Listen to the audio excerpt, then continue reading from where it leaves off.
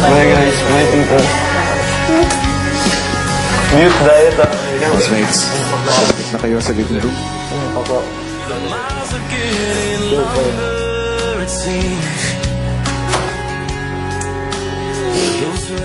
Yusef and Tita Ana, welcome back to the outside world. And of course, we are with your daddy Butch at Kuya Mikel. Welcome back guys at samahan niyo ako harapin ang taong bayan. Yusef, Tita Ana, shall we? Yusef? Mga kapamilya, salubungin natin once again, Yusef and of course his guardian, Tita Ana.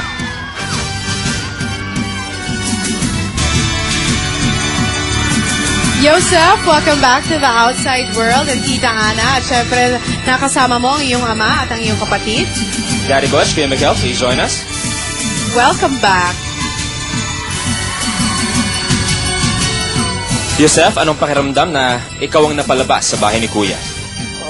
Ayos lang naman para sa akin kasi yun nga yung desisyon ng mga taong bayan kaya tanggap ko ng buong puso. Tita Ana?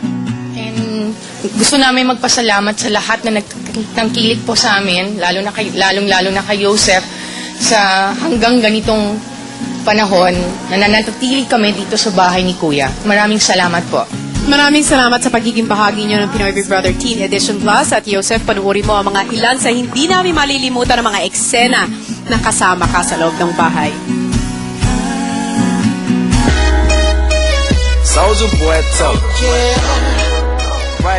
Ang Little Lasalite ng Pasig. Moderno, sunod sa uso. Sa pagpasok ni Joseph sa bahay ni Kuya, maraming dumating na hindi Bibigyan inaasahan. ko kayong dalawa ng isang secret task. Ang pakikisama sa nakagisnang karipan. At pagkakaibigan mula sa iba't ibang dako ng mundo at antas ng buhay. Kuya! Ang mabuting pakikipagkapwa-tao ni Joseph ay ilang ulit na hinabol sa mga nominasyon. Yusef. Joseph. Yusef. Joseph. Parang sanay ka na yatang nominated parate. Parang nahiya na nga po ako eh. Parang iniisip ko rin po na parang nasasayang po yung pagboto nila kung ako lagi naboboto. Tapos parang lagi ako naisip na parang gusto na po nila akong palisin pero yun nga po. Ang pagpapahalaga niya sa pamilya. No, Mahaba naman pasensya ko pero huwag naman kami i-degrade. Maging kung paano titibok ang kanyang puso ay sinubok.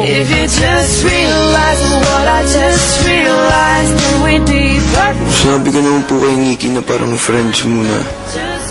Tapos yun, tignan na lang po namin sa labas kung ano mangyayari. Marami ng unos ang dumating sa kanya sa loob ng bahay. Hindi siya nagpagapilito. You gave a good fight, Animor Joseph. At yun naman, Yosef, pakinggan mo ang percentage ng votes na naganap. At para din sa ating mga kapamilya, ang mga nominado po ay nakakuha ng 43.12% para kay Rona.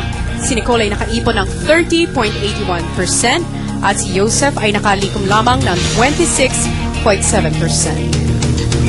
Ang paglabas ni Yusef ay simula pa lang ng sunod-sunod na happening sa last 4 week ng Pinoy Big Brother Teen Edition Plus at bukas abangan ang matinding announcement tungkol sa 6th set of nominees. At hindi lamang yan, Luis, malalaman nyo na rin ang latest plus at yan ay ang ikalawang house player ng bayan na sabay-sabay nating sasalubungin dito pa rin pagkatapos ng going bulilit sa labas ng bahay ni Kuya na siya rin tutulong kay Shai sa pagsubok sa karakter ng ating mga teen housemates. And next week will be a very busy week para sa ating teen housemates dahil aside from having 2 house players, magkakaroon sila ng isang unforgettable summer island adventure.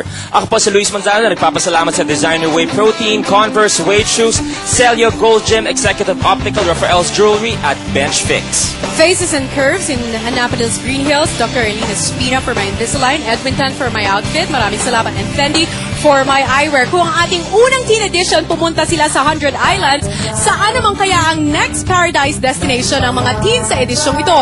Lahat ng yan ang inyong malalaman dito pa rin sa Pinoy Big Brother Teen Edition Plus.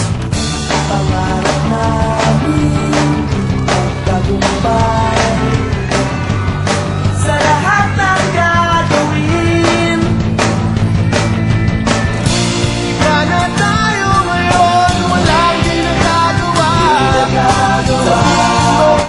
Sa mukha siguro na itama yung forceps. Alagang-alaga ng pagbubuntis ko. Tapos